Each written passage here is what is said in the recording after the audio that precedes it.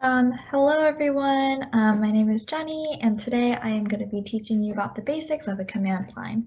So let's start with what is the command line? The command line is pretty simple. It's a user interface that you can use to interact with the inner workings of your computer. So to simplify a little bit, let's look at your file explorer. So if you click on your file explorer, you can look at all the files in your computer, right? You can see, the different files that you have. Maybe you have different programs, right? Different applications, you have different folders, and you can navigate them by clicking on them. You can open files by clicking on the files, right? Yada, yada, yada. And basically the command line is the same thing, but instead of using your mouse to interact with it, you have to use your keyboard. You might have also seen these in like science fiction movies where like hackers are like furiously typing at the command line and it like does really magical things. It's not nearly as cool as that, but you can do a lot of really good things with it. So one thing that I feel like I should mention beforehand is that we have a lot of different command lines depending on what OS you're using. So if you're using a Mac, you're going to use a terminal. If you're using Windows, you're probably going to use a command prompt. If you're using Linux, you're going to use a terminal also, but it looks a little bit different from the Mac terminal. Just as a disclaimer though, the Windows command prompt kind of takes in a different language than the other two. So for the purposes of this tutorial and for just general development, I would really highly recommend that if you have a Windows machine, you download Ubuntu. This is what it looks like. It's basically, very similar to the command line, it's called the command prompt on Windows, except for it's going to use the same commands as Mac and Linux. So just go onto your Microsoft Store, search in Ubuntu, and download the one that has the most reviews. And it'll be very easy, very fast. It's really lightweight, and I highly, highly recommend. That's basically what I'm saying. If you're using Windows, I really recommend you download WSL/Ubuntu, and because every single command I'm going to use in there is going to be for WSL. Okay, I'm gonna pause here. Hopefully people can get that set up. Well, this is recorded, so you guys can just pause, I guess, but this is what Ubuntu looks like. This is also what the command prompt looks like if you're interested, but we're not gonna be using this, so let's make it go away. Awesome.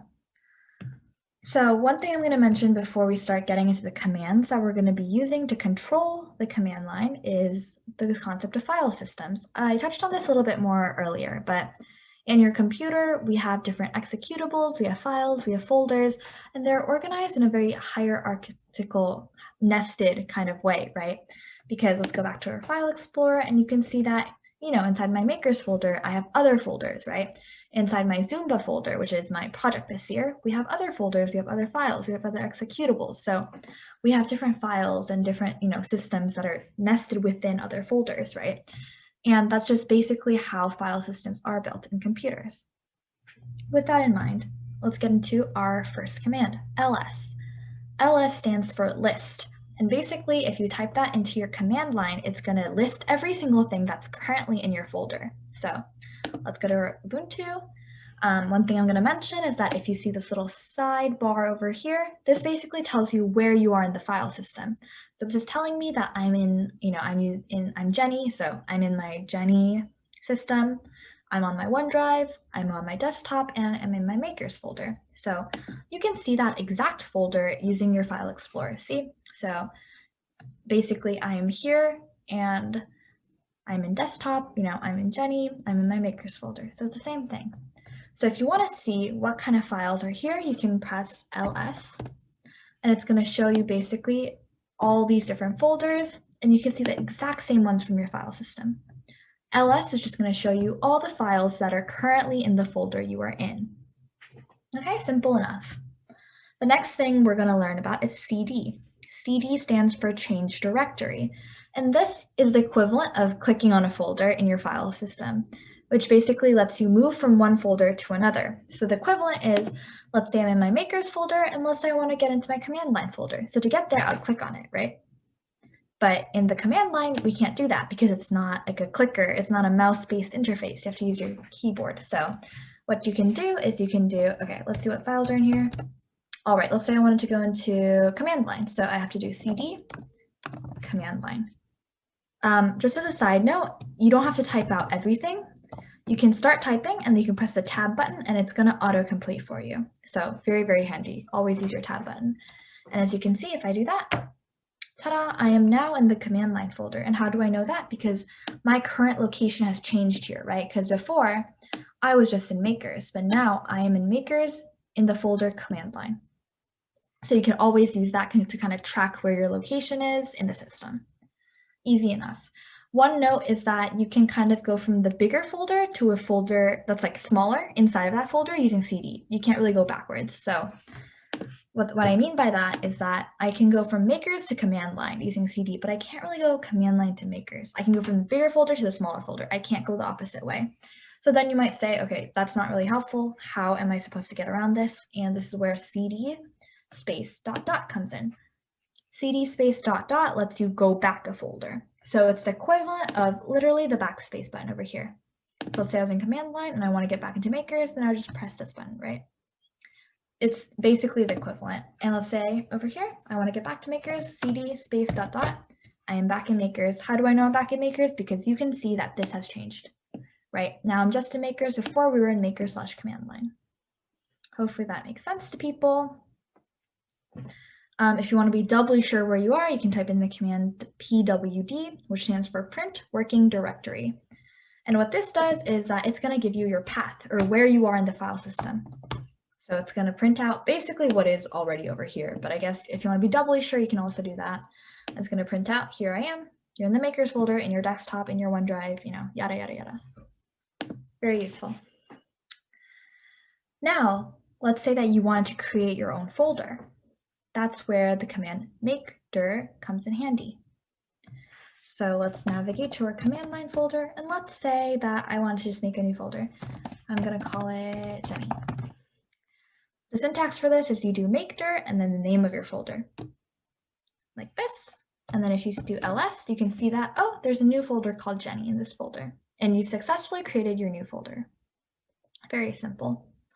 So make dir is only for creating new folders, but what if you wanted to create a new file, right? Because as you know, as an engineer in Makers, or not an engineer, I suppose, you're going to be dealing with a lot of code files, right? And how do you do that? You use the word touch.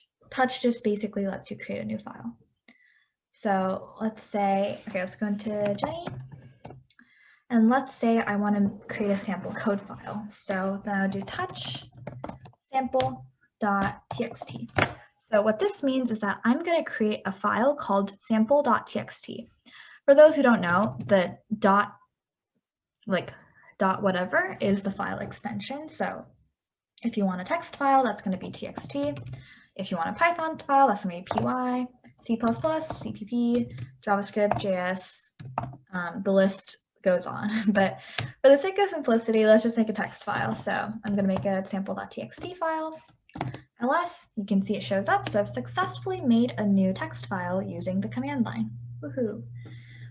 It's really cool that you can make text files, but obviously you want to like put stuff in the text files, right? Which is where echo comes in handy. Echo is a command that lets you just write things inside of text files, so, or any other type of file. But for today's demo, it's a text file. So let's write hello world inside of sample.txt. So what you do is echo, and then you put the message that you want to put, and for me, it's going to be hello world. This is my message, and then I'm going to put this little caret symbol.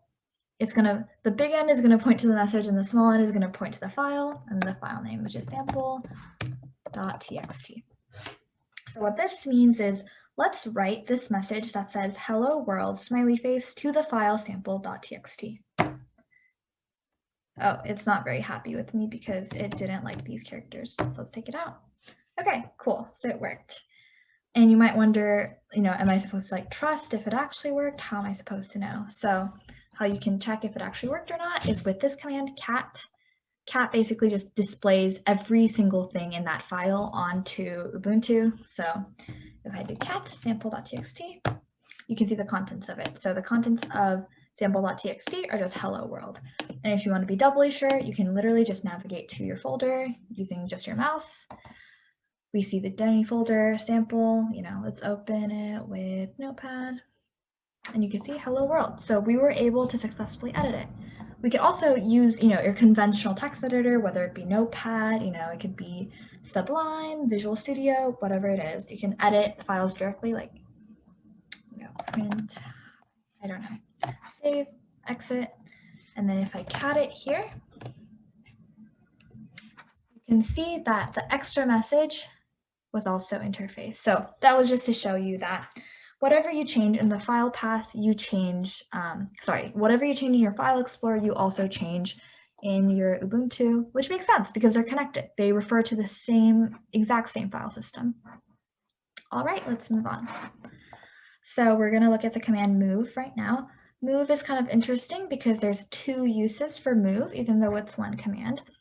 You can either use it to rename files, or you can use it to move files inside of other directories. Right. Okay, so there's one thing I realized I'm going to show you really quickly. You might think so this is going to go back to CD for just 1 second. But you might rightly think that it is really tedious to go one folder at a time, right? Like what if I'm in Makers and I want to get to Jenny, but I don't want to have to type in like CD command line and then CD Jenny, right? You could, but it is a little bit tedious, right? What you can do is that you can kind of like put the folder path like as one tag and navigate there. So I'll just show you what that looks like. You use CD command line, tab, and then Jenny. And it'll take you directly. So you don't have to, move one folder at a time. You can go just once. You can do the same with going backwards. You can just do cd .. and it'll move you back two things. Hopefully that makes sense. So with that in mind, I'll also show you. If you press the upward arrow key, it shows you your previous commands. If you press the downward key, it shows you your not previous commands, if that makes sense. So arrow keeps going back, and then the downward arrow kind of takes you back to where you were before, if that makes sense. Anyway, let's go get back into move. The move command, like I was saying earlier, has two functionalities. It can either rename a file or you can move a file into a folder. So let's go into command line again. Let's go to Jenny. We have a text file over here. Let's say I thought I named it sample, I thought I named it the right thing, but I actually want to name it sample2.txt. What you can do is you can do move sample.txt into sample2.txt. And what this is going to do is it's going to rename sample.txt to sample2.txt. As you can see, it did that. If you want to confirm that it's the exact same file, you can see it is exact same file, but it is named sample2.txt. Cool. You can also use the move command to move things into different folders. So let's say I'm going to create another folder. Second folder, as you can see, we have sample.txt and then we have second folder. Let's say I want to move sample.txt into second folder. What I can do is I could do move sample2.txt into second folder like this. And then you can see, oh, sample2.txt has appeared, and that is because if you navigate to second folder, it is there. So basically you were able to move sample2.txt into second folder. How do you move it back out? Exact same syntax, move sample.txt back the folder. So it's no longer here. Let's go back the folder. It is here. So you can use the move command. Let's say that you want to duplicate a file. You can use the cp command, which stands for copy. So let's say I wanted sample2.txt, but I also wanted sample3.txt. I could just do cp sample2.txt, sample3.txt. And this means that copy everything in sample2.txt into sample3.txt. So if we do this, we now have sample2.txt and sample3.txt. And then if we cat sample2.txt, it is hello world, print hi. Let's cat sample3.txt, same thing. So basically it's an exact same copy of what it was before. Perfect. So we made all these files and folders, but what if we need to get rid of them? We can use the rm command, which stands for remove. So rm is only for files. So let's say I want to get rid of both sample2 and sample3.txt. Remove sample2.txt, remove sample3.txt. They are both gone forever. one word of caution is that remove does remove things permanently and you won't be able to recover them. So be careful, be sure that you actually want to remove the thing that you are removing. Let's say I also want to remove second folder. And it's not going to work because second folder isn't a file, it's a directory, right? Because we used make dir to make this not touch. So how you delete directories is with rmdir, which stands for remove directory. So let's try that.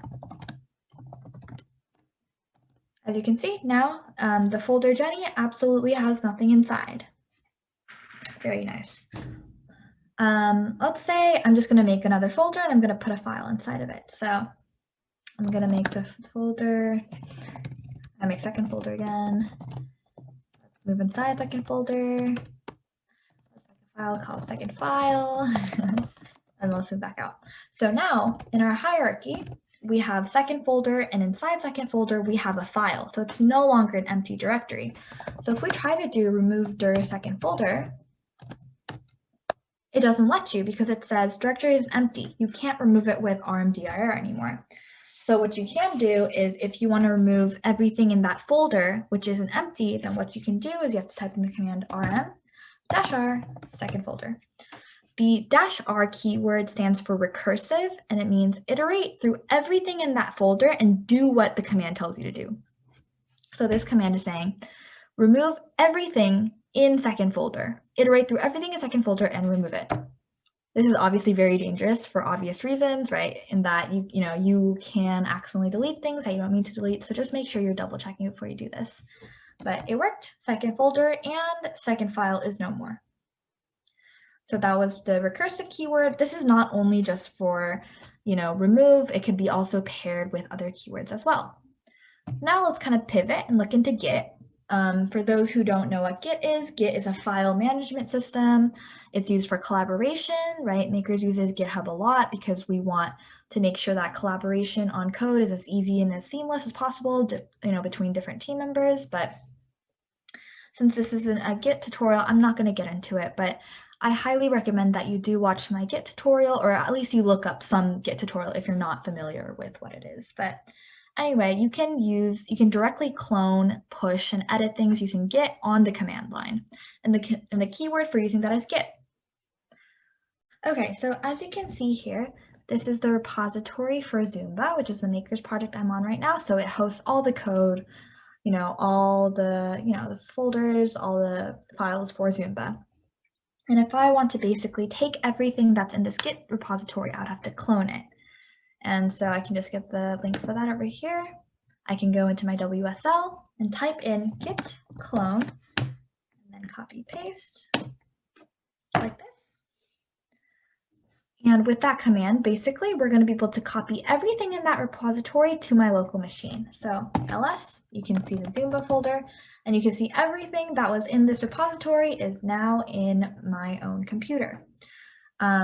Again, this was just a brief example to show how you can use Git with the command line, but again, this isn't a Git tutorial, so I would highly recommend you check out the other one if you don't know what it does.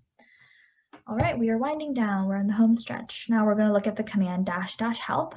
And as the name implies, it kind of tries to help you into getting to know what different commands mean. So if you ever forget what, let's say, Git does, you could do git --help. And it kind of tells you what you can do with this Git command. You can do git clone, right? You can do git add, there's, git log, yada, yada, yada. And you can spend a lot of time reading it and trying to dissect what it does. This works with a lot of different commands, like for instance, cd. And it can tell you, right, what it's supposed to do, which is, change the shell working directory. So this could be a really easy way to kind of refresh yourself on what all these different commands mean if you happen to forget all of a sudden. All right, sudo, we're not gonna go into too much detail about this one, but if you ever see a Stack Overflow post or someone who says that you have to use sudo, all it means is that it gives you elevated privilege access to a specific program. So normally you're running in user mode, which has protections, which means that you can't accidentally corrupt your entire disk or something. But if you use sudo, it elevates your privileges so that you're now an administrator and no longer a user, which means that you have greater power to do certain things, but also accidentally corrupt your entire computer. So be a little bit careful using it, but it's not too big to worry about. All right, last big thing is going to be grep. And grep basically lets you search for a specific keyword. So let's say that we are in the Zumba, folder. Let's go into, let's say, the web folder. Cool. And let's go into the source folder. Okay, cool. So this is where all our code is for Zumba. And let's say that I wanted to find in what file I use the provider module, because there's a lot of files in big software projects, and it's going to be hard to remember, right, where you use specific modules, right? And it's going to be really tedious to click open every single file. This is where grep comes in handy, because you can easily find where and what instance in a file were specific keywords used. So what you can do here is you can do grep provider index.js. So to go over the syntax of this means find all instances of the keyword provider in the file index.js. And it's going to tell you, these are all the instances of it. These are all the lines that have the word provider in them, which is really useful, right? Because then you're like, oh, okay, good. This file actually has this word. Let's say that we were trying to get button. We were trying to see if the module button was used in this file. If you do it, nothing shows up, which saves you, some time opening this file, because you realize, okay, button isn't in this file, so I don't have to open it. All right. What's also helpful is that you can use grep with entire folders. You don't have to do it just file by file. So let's say I want to search the entire source code for buttons, right? And I don't want to do that for every single file. What you can do is you could do grep button-r, which is the recursive keyword that we just talked about, and then the folder name. So what this is going to do is it's going to grep or look for the keyword button in every single file under source. And right now it tells you, okay, these are the two instances where we have used button, and these two are the files. And it kind of tells you the location of them so that you don't have to waste time opening any other files. You can directly go to those two and then look at them. So grep is also a very useful one. Last keyword is clear. Your command line can get really, really cluttered, right? Because you're doing a lot of typing on it. And if you need it to be like a blank slate, you just type in clear and it clears everything for you. So it's nice and clean. Perfect.